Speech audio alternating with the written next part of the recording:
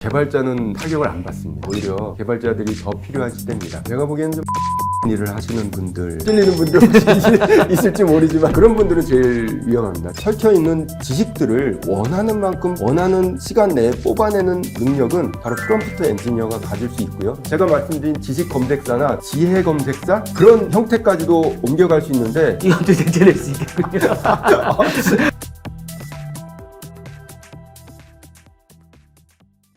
네, 안녕하세요. 티타임 종재 기자입니다. 오늘은 AI 관련 회사를 운영을 하고 계시고 챗GPT와 관련해서 굉장히 많은 정보, 다양한 정보를 정확하게 전달한 또 책을 또 내셔갖고 저희가 이분을 모시게 됐습니다. 뉴럴웍스랩을 운영하고 계시고요. 또 포스텍의 박사님이십니다. 장민 뉴럴웍스랩 대표님 모셨습니다. 안녕하십니까? 네, 안녕하세요. 네, 안녕하십니까? 네, 뉴럴웍스랩 대표 장민입니다. 언제 벌써 이걸 쓰신 거예요? 네. 챗GPT 기회를 잡는 사람들. 네. 지난 30년 동안 제가 갖고 있었던 생각 그리고 경험들을 그나마 좀 빨리 쓸 수 있었던 계기가 되지 않았나 생각이 듭니다. 보니까 뭐 2월 얘기도 있고 지금 이제 고작 3월 초중반인데 거의 마지막까지도 다 계속 업데이트를 하셨다는 거 아니에요? 평소에 계속 이런 업종에 있었고 네. 또 생각하는 바도 많았고요. 네. 내용을 보니까 저희가 지금 정말 많은 전문가분들을 모셔갖고 이야기를 나누고 있는데 그 내용들이 다 들어있더라고요.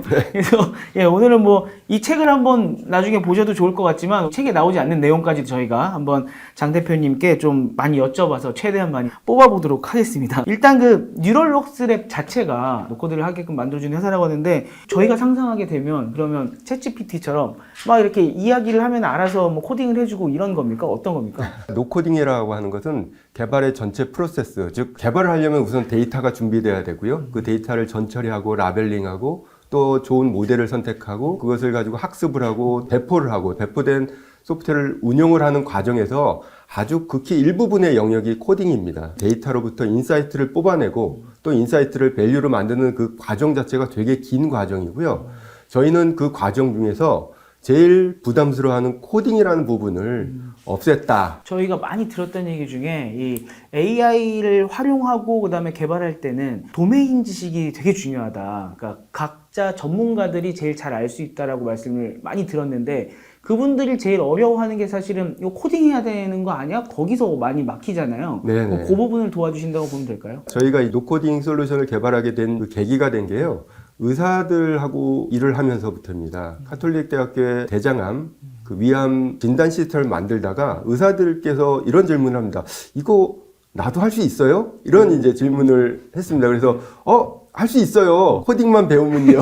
라고 이제 말씀을 드렸는데 네. 저희 뒤통수를 딱 쳤죠. 네. 아, 이분들에게 코딩 없이 본인들의 그런 도메인 난리지를 가지고 솔루션을 또는 AI 진단 키트를 만들어주면 얼마나 좋을까라는 생각에서 출발하게 됐습니다. 그게 2년 전이고요. 그렇게 해서 이제 카톨릭 대학교 의사분들한테 몇 가지 이제 솔루션을 주면서 저희가 이 사업을 시작하게 된 계기가 되었습니다.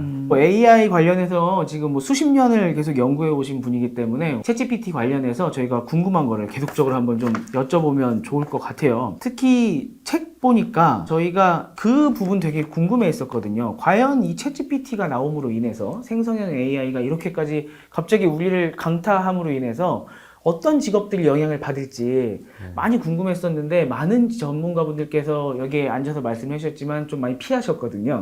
근데 장 대표님, 장 박사님께서는 그래도 꽤 많이 책에 언급을 해 주셨어요. 네. 그 특히나 이제 챗GPT가 빈부격차보다 더 무서운 격차를 만들 거다. 그 부분이 사실 저희가 제일 궁금한 거 아니겠습니까? 네. 그래서 좀 여쭤보고 싶을 것 같은데 지금 뉴럴웍스랩도 노코드 플랫폼을 이렇게 만드시는데 가장 먼저 타격을 받을 것 같은 느낌이 네. 개발자가 요새 챗GPT로 하면 코드를 막 쫙 써준다고 하잖아요. 네. 그거 원래 개발자의 고유 능력이었는데 네. 노코드도 그렇고 이 챗GPT도 그렇고 지금 생성 AI가 나오면서 가장 먼저 개발자 어떻게 되나 좀 궁금하거든요. 실제로는 개발자는 타격을 안 받습니다. 아, 그래요? 네, 전혀 타격을 안 받고 오히려 개발자들이 더 필요한 시대입니다. 개발의 능력은 새로운 문제가 들어왔을 때 푸는 영역이지 기존에 있는 문제들을 푸는데 개발자가 들어가진 않습니다. 왜냐하면 오픈소스화 돼 있기 때문에. 지금 코파일럿 같은 거는 기존에 깃허브에 있는 많은 소스들을 이미 학습해 놓고 개발자가 편리하게 기존에 있는 소스들을 다시 재코딩하지 않게 하기 위해서 이렇게 만들어지는 거고요. 지금 이제 제가 생각하는 개발자 영역은 더 커진다는 거는 개발자가 AI 개발자가 아니더라도 세상에는 굉장히 다양한 문제들이 계속 나오고 있습니다.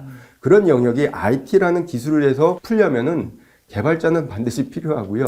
그 안에서 개발자의 생산성을 향상시키거나 업무 능률을 효율적으로 만들 때 다양한 챗 GPT나 코파일럿 같은 그런 도구들을 쓸 수 있는 겁니다. 그래서 개발자는 없어지지는 않고 오히려 더 많아질 직업 중에 하나입니다. 근데 이게 오픈소스화 돼 있다는 건 개발할 때 결국은 이전에 만들어진 코드를 참조를 해서 뭐 변형을 해서 그렇게 쓰는 경우가 많다라고 많이 들었는데 이게 글 쓸 때랑 비슷하잖아요. 글 쓸 때도 완벽하게 새로운 걸 쓰는 게 아니라 이 전에 정보들을 막 취합해갖고 내 머릿속에 그걸 다시 녹여갖고 다시 글을 쓰는 거잖아요. 네. 이 과정이 더 효율적일 수 있다라고 해석을 해도 될 것 같은데 그게 또 다르게 생각을 하면 쓰는 과정을 단축시켜주면 한 사람이 더 많은 일을 할 수가 있잖아요. 그러면 숫자가 줄어드는 거 아닌가요?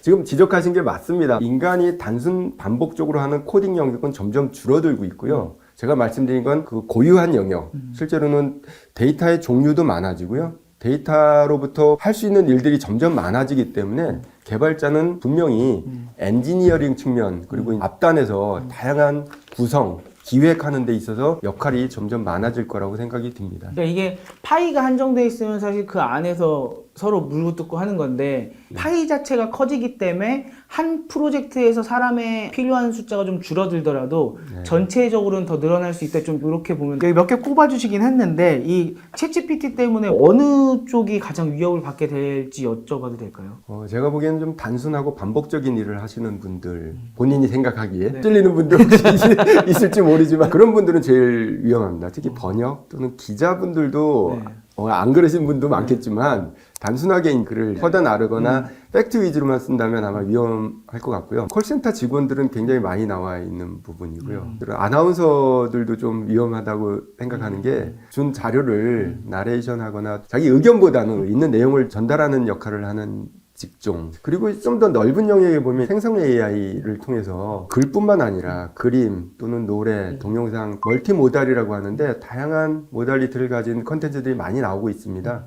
그런 영역에 계신 분들도 잘 보시면 자기가 하는 일들이 되게 반복적이고 재미없는 일이다 그러면 한번 생각해 볼 만합니다. 이 책에는 성우도 맞습니다. 성우도 실제로는 생성 AI를 통해서 굉장히 각양각색의 음성을 내는 모델들이 나오고 있기 때문에 성우들도 위험할 수 있는 직종입니다. 오늘도 누가 자기 유튜브 채널 보내줘갖고 봤더니 하이퍼클로바 TTS로 만들었더라고요. 미국에서는 AI 방송국이라고 하는데요. 모든 컨텐츠의 기획부터 방송하는 목소리까지 다 AI가 진행하는 방송국이 생겼다는 뉴스를 접했습니다. 가능할 것 같죠? 그쵸. 저도 지금 생각해보면 요새 챗GPT 시리즈 하면서는 되게 비슷한 질문을 많이 던지고 있거든요. 이것도 대체될 수 있겠군요. 저도 창의적인 질문을 좀 많이 계속 생각을 해봐야 될 것 같아요.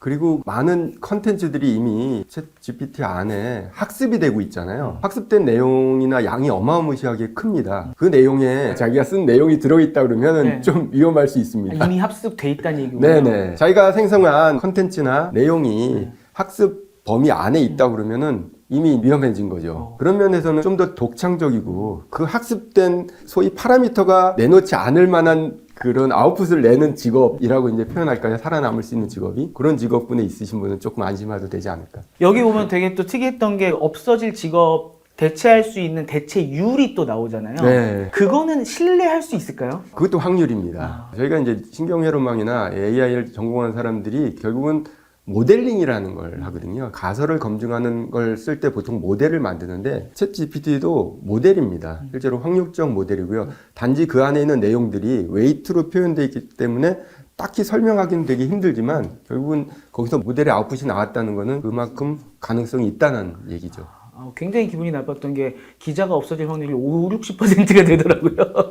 되게 높아요. 챗GPT가 대체할 수 있는 정도를 1에서 100까지 숫자로 이렇게 하라고 했는데 이 아나운서 굉장히 높게 나오고요. 번역가, 콜센터 직원, 작가 60%, 70%, 기자도 60에서 70이고요. 아무튼 되게 흥미로운 내용이었고 이게 어떻게 보면 반복되는 양이 얼마나 많은가에 초점이 맞춰져 있는 것 같기도 해요. 말씀해 주신 것처럼. 기자도 사실 반복되는 루틴이 되게 많거든요. 그거는 분명히 얘가 줄여줄 수 있으니까 그걸 줄여주고 나면 그만큼의 기자 수가 줄어드는 거 아닙니까? 다른 더 창의적이고 또 네. 뭐 독창적인 일들을 하시겠죠. 유망한 직업군에 대해서도 많이 꼽아주셨어요. 그래서 그 중에 하나가 또 프롬프트 엔지니어를 꼽아주셨는데 이게 프롬프트 엔지니어가 저희가 요새 인터뷰를 하다 보니까 좀 여러 가지로 갈려요. 어디까지가 프롬프트 엔지니어가 하는 일이냐. 네. 어떻게 정의를 내려주시겠어요, 장 대표님께서는? 그 프롬프트 엔지니어는 제가 이제 한마디로 정의하면 지식 검색사라고 할 수 있습니다. 옛날에 우리 정보 검색사나 또는 데이터 마이너 뭐 이런 직업들이 좀 있었습니다. 그때는 데이터라는 것들이 굉장히 많아지고 거기서부터 정보를 추출하는 이런 사람들은 이제 정보 검색사라고 했습니다. 근데 챗GPT 같은 생성 AI가 나오고 LMM 같은 모델들이 나오면서 그 안에 단순히 정보가 있는 게 아니라 지식이 담기게 됐습니다. 그런 지식을 정확하게 원하는 걸 뽑아내는 능력이 있는 사람을 프롬프트 엔지니어 또는 지식 검색사라고 할 수 있는데요. 왜냐하면 그 지식을 뽑아내기 위해서는 그 도메인의 지식이 없이는 지식을 뽑아낼 수가 없습니다. 예를 들어서 내가 어디 아픈데 무슨 약 또는 무슨 병을 좀 궁금한데 그 병 이름이나 증상 그거에 대한 효능이 알지 못하면은 그 정보들을 뽑아낼 수 없습니다. 그와 같이 지식이라는 영역은 좀 더 고급적인 검색의 영역이고요. LMM 안에는 지식이 어떤 식으로든 얽히고 설켜 있습니다. 그런 설켜 있는 지식들을 원하는 만큼 원하는 시간 내에 뽑아내는 능력은 바로 프롬프트 엔지니어가 가질 수 있고요. 그런 영역들은 점점 이런 모델들이 많아지면서 생기게 되는데 그게 단순히 언어 모델뿐만 아니라 그림, 나중에는 비디오 또는 이미지 같은 영역으로 확대될 것입니다. 그래서 많은 직업들이 생길 거고요. 그런 영역의 직업들을 프롬프트 엔지니어라고 하는데 이름이 바뀔 수도 있습니다. 제가 말씀드린 지식 검색사나 또는 지혜 검색사 또는 그런 형태까지도 옮겨갈 수 있는데 결국은 이 거대 AI 모델들이 점점 커지면서 그 안에 담긴 지식들이 많이 쌓이면서 그런 지식들의 관계, 그런 지식들로부터 정말로 요긴한 밸류뿐만 아니라 진짜 돈 되는 그 순수한 영역, 순수한 가치를 뽑아낼 수 있는 그런 사람들이 필요하게 될 겁니다. 그런 사람들을 지금 현재는 프롬프트 엔지니어링이라고 하고요. 그런 영역은 정말 직업군에서도 나중에 되게 각광받지 않을까라는 생각을 좀 합니다. 전 거기서 조금 의문이 들었던 게 프롬프트를 벌써 거래하고 있잖아요. 네. 그리고 이렇게 프롬프트 엔지니어가 도메인 지식도 어느 정도 있어야 되고 그걸 뽑아주는 역할을 하면 같은 프롬프트를 넣었을 때는 거의 같은 생성물이 나오는 거 아닙니까? 그래도 다르게 나오나요? 약간의 노이즈나 베리에이션을 어떤 모델에 따라서는 파라미터로 넣어서 주기도 합니다. 제너러티브라는 게 약간의 그 가짜 요소들을 넣기 때문에 네. 항상 같은 결과만 나오지는 않습니다. 조금 할 때마다 다르게 나오긴 한다. 네. 근데 비슷하게 나온다고 하면 그냥 프롬프트 엔지니어가 그걸로 결과물을 파는 게 더 밸류가 크지 않나라는 생각이 들어서 굳이 왜 프롬프트를 거래하나라는 의문이 들었거든요. 프롬프트가 실제로는 팔리는 거 보면 되게 길잖아요. 네. 길고 되게 정교합니다. 그리고 순서도 있고요. 근데 그거는 실제로 규칙이 있는 게 아니라 그 안에 모델들을 이해하고 있어야 되고 그 안에서 나오는 인풋 아웃풋을 많이 트레이닝을 해봐야지만 그 프롬프트가 합니다. 그건 LMM에 따라 많이 틀릴 것 같습니다.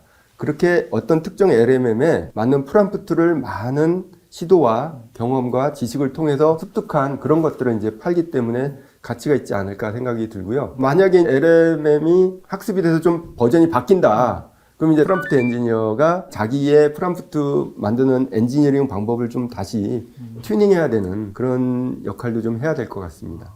그러니까 프롬프트 엔지니어는 프롬프트 얻어갖고 이게 되게 괜찮은 결과물이 나오는구나. 그럼 그거 빨리 팔고 또 딴 쪽 분야에서 또 해갖고 팔고 막 이렇게 그렇죠. 이쪽저쪽 파는 게 더 돈이 되겠네요. 그렇죠. 어떻게 보면 프롬프트 엔지니어는 특별한 주문이 오면 그거에 맞는 가장 최적의 프롬프트를 만들어서 주는 그런 형태가 되지 않을까라는 생각이 듭니다. 파운드리처럼 생산해주는 걸로 볼 수도 있고 혹은 그냥 컨설턴트처럼 어드바이징 해주는 거라고 볼 수도 있고. 프롬프트 엔지니어가 조금 더 고도화되면은 요즘은 혹시 그런 얘기 들어보셨는지 모르지만 비디오를 생성해주는 AI가 나오잖아요. 네. 그래서 내가 시나리오를 씁니다. 뭐 영희가 철수에게 비 오는 날 우산을 주는 장면 이러면 한 10초짜리 컷을 쭉 만들어 주잖아요. 근데 그 영희와 철수에게 그 우산을 건넨 장면이 엔지니어링답지 않은데 그걸 정말 엔지니어링답게 뒤에 배경, 날씨, 시간 이런 것들을 자세하게 엔지니어링 기법이 들어가야지만 그게 가치를 좀 부여받을 수 있는데 그런 역할을 해주는 게 엔지니어링이 들어가서 그런 세상을 좀 상상해 보면은 그런 업종이 되게 많아질 것 같죠. 그림, 음악, 소리, 글뿐만 아니라 굉장히 다양한 GPT-4가 멀티모달 지원한다고 하지 않습니까? 네. 그래서 그 안에는 소리, 영희는 뭐 여자 소리가 나야 되고 철수는 남자 소리를 내야 되는데 그런 것들을 다 프롬프트 안에 기입을 해주고 생성 A한테 넣어야지만 아웃풋이 제대로 나오는 거죠. 그래서 이 엔지니어링이 반드시 들어갑니다. 그래서 이제 이런 직업군이 첫 번째 유망한 직종이 되지 않을까라는 생각이 듭니다. 제가 프롬프트 엔지니어를 하나의 직군으로 봐서 헷갈렸는데 이게 예를 들어서 영화 배경을 생성하는 프롬프트 엔지니어, 음악의 BGM을 생성하는 프롬프트 엔지니어 이렇게 생긴다는 거예요. 그럼요. 그 도메인에 따라서 단순히 어떤 컨텐츠가 아니라 실제로는 더 많은 영역에서 생성 AI 모델을 쓸 수 있는 엔지니어링이 들어갑니다. 그 앞단에. 그러니까 지금 우리가 상상 못할 수도 있어요. 이런 어떤 세상이 지금 AI가 벌쳐질지 모르지만 이 앞단에 들어가는 그 내부에 있는 그 지식을 가장 잘 추출해서 아웃풋을 생성해낼 수 있는 그런 엔지니어링이 앞에 반드시 들어가야 되는데 그런 직종이 굉장히 각광받는데 굉장히 세분화될 것 같아요. 그 영역에 따라서. 왜냐하면 자동차 영역 있고 물류, 조선, 뭐 해양, 반도체 그 영역에 다 생성 AI들이 만들어지면 그 안에서 엔지니어링들이 다 들어갈 거고요. 그러면 정말로 제대로 된 아웃풋이 나온다 그러면 더 각광을 많이 받겠죠. 이런 엔지니어링. 생각해보니까 예를 들어 영화를 지금 찍는다 그러면 음향 감독, 뭐 조명 감독 그럽니다. 그런 분들이 다 있는데 그게 프롬프트 엔지니어가 각 영역을 다 잡고서 감독이 이제는 야 우리 영화 하나 만들자 이러면은 음향 감독이 아니라 음향 프롬프트 엔지니어 오고 영상 프롬프트 엔지니어 오고 이렇게 모일 수 있다는 거죠. 예, 상상력 진짜 뛰어납니다. 바로 그런 겁니다. 그런 세상이 이제 머지 않았고요. 그렇게 이제 만들어지는 컨텐츠들, 유저 제너레이트 컨텐츠들이 점점 많아지고 실제로는 그게 비용적으로 효과적이고요. 만드는데 굉장히 창의성들을 거기다 요구할 수 있습니다. 그러니까 직접 찍지 않아도 프롬프트 엔지니어가 다 엔지니어링 기법으로 컨텐츠를 만드는 세상이 AI를 통해서 가능한 거죠. 그러니까 하지만 그거는 도메인 지식이 있어야 되니까 갑자기 뭐 저 컴퓨터 하던 초등학생이 와서 하는 게 아니라 그럼요. 음향 감독을 계속 하시던 분이 분들이 이거를 조금 배우시면은 그전에는 쳐서 만들었잖아요. 요새는 거의 다 미디로 하니까 미디로 하던 걸 이제는 AI한테 시켜서 한다는 거고 그죠. 그거를 배우신 분들은 더 많은 작업을 하실 수 있을 거고 못 하시는 분들은 거기에서 도태될 수도 있겠군요. 맞습니다. 그렇군요. 이거 되게 하나만 사실 저는 생각을 해서 프롬프트 엔지니어 자기가 결과물 팔지 왜 프롬프트를 팔고 있지? 라고 생각했는데 그게 아니고 그냥 지금 처음이라 그런 거고 각 분야마다 생길 수 있다는군요. 또 유망한 직업군으로 꼽아주신 게 NFT나 웹3 관련 디지털 파일을 이제는 자산화할 수 있기 때문에 이 디지털 에셋 창작자가 유명하다 또 말씀해 주셨는데 디지털 에셋 창작이라고 하면 실제로 이미 게임 쪽에서는 에셋들을 만들어서 마켓플레이스를 운영하는 사람도 있고 마켓에 올려서 파는 사람들도 있습니다. 생성 AI가 나오기 시작하면서 점점 그런 마켓도 커지고요. 더 창작 영역이 더 만들어지지 않을까라는 생각에서 디지털 에셋 크리에이터들 시장이라고 생각이 듭니다. NFT 막 떠오를 때 많은 분들이 그림 배우러 다니셨잖아요. 근데 그려야 팔 수 있으니까. 근데 이제 꼭 그림을 안 배우더라도 감각만 있으면 프롬프트 잘 넣어갖고 디지털 그림으로 만들어갖고 팔 수도 있는 거고. PFP라고 해서 프로파일 픽처스라고 해서 한때 되게 유행했던 그런 많은 NFT 시장이 있었는데요.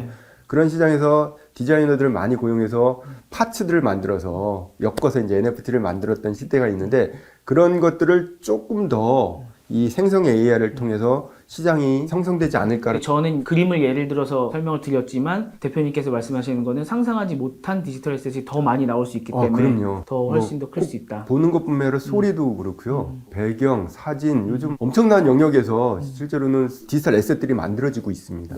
또 이 생성 AI 모델 감별사도 꼽아주셨는데 이거 약간 그런 거 생각하면 되나요? 진품 명품 이런 거 보면 맞습니다. 항상 좋은 면이 있으면 또 반대쪽의 영역에 있는 사람이 필요해서 써놓은 거고요. 프롬프트 엔지니어가 만든 것들이 실제로는 정말 이게 엔지니어링에서 만든 건지 사람이 그린 건지 좀 감별해주는 사람이 있었는데 그거에 착안된 게 그 영화죠. 브레이드 러너에 보면 인간인지 인간이 아닌지 구별하는 사람이 바로 브레이드 러너거든요. 그런 걸 보면 분명히 미래에서는 정말로 이게 사람이 만든 건지 아니면 진짜 기계가 만든 건지를 구별해주는 그런 감별사가 필요한데 만들 때부터 거기에 어떤 워터마킹이나 다양한 기술로서 할 수도 있고 그런 것들 속여서 만드는 사람이 있다면 또 그걸 찾아내는 감별사도 필요하지 않을까. 분명히 어느 순간이 되면은 이건 사람이 한 거예요로 마케팅을 하시는 분도 생길 거란 말이죠. 근데 그게 진짜인지 아닌지를 알아야 되니까. 지금 블로그에 특히 뭐 탤런트 사진들이 많이 올라가고 있는데 굉장히 아름답고 멋있는. 근데 그 사진들은 아마 다 그 생성 AI로 만들어질 것 같습니다.